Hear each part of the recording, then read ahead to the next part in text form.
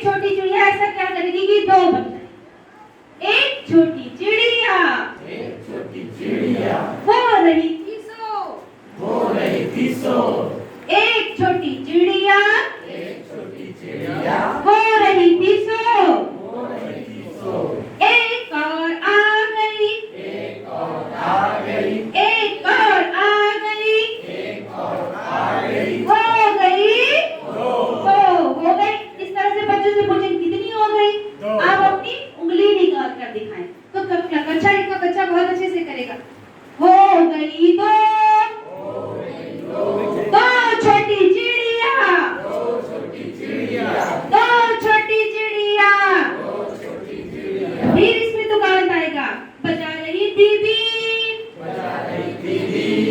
दो छोटी चिड़िया बजा रही थी बीन,